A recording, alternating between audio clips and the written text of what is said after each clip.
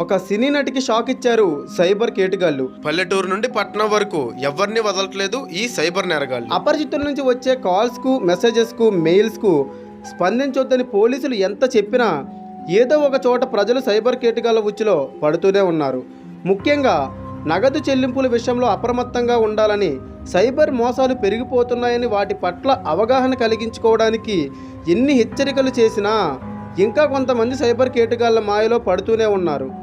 దేశవ్యాప్తంగా సైబర్ నేరాలు రోజు రోజుకు పెరిగిపోతున్నాయి.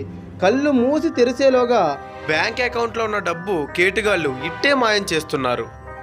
లక్కీ డ్రాలు, బ్యాంక్ ఖాతా అప్డేట్లు, స్టాక్ మార్కెట్లో పెట్టుబడులు అంటూ మీ పేరు మీద పార్సిల్ వచ్చింది అంటూ అనేక రకాలుగా అమాయకుల్ని బురిడీ కొట్టిస్తున్నారు ఈ సైబర్ నేరగాళ్లు.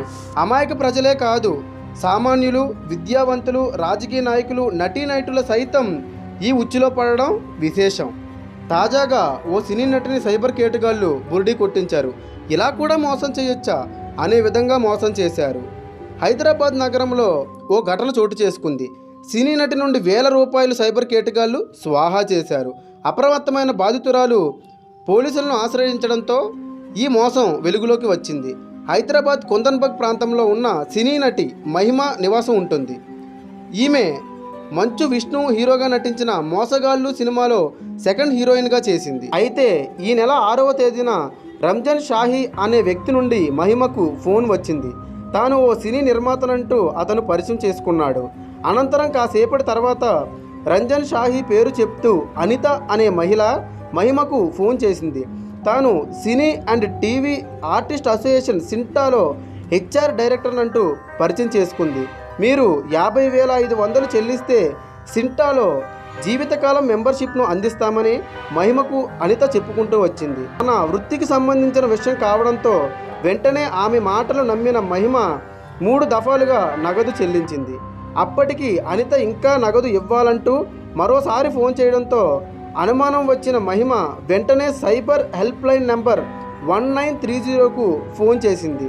ఫోన్ చేసి ఈ విషయం అంతా కూడా చెప్పింది. రంగంలోకి దిగిన పోలీసులు మహిమ ఖాతా నుంచి 20,200 సైబర్ కేటుగాళ్ల చేతుల్లోకి వెళ్లకుండా చర్యలు తీసుకోగలిగారు. నటి ఫిర్యాదు మేరకు కేసు నమోదు చేసి దర్యాప్తు చేస్తున్నారు పోలీసులు.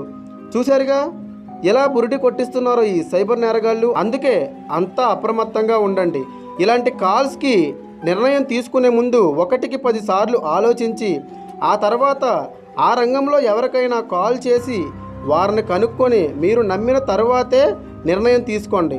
అప్పటికప్పుడు మీరు టెంప్ట్ అయ్యి లాస్ అవ్వకండి అని పోలీసులు సూచిస్తున్నారు. ఇలాంటి ట్రెండింగ్ న్యూస్ అప్డేట్స్ కోసం తెలుగు గలం యూట్యూబ్ ఛానల్ని సబ్స్క్రైబ్ చేసుకోండి. ఈ వీడియో మరికొంతమందికి షేర్ చేయండి. మీ ఒపీనియన్ ఏంటో మా కామెంట్ బాక్స్లో తెలియజేయండి.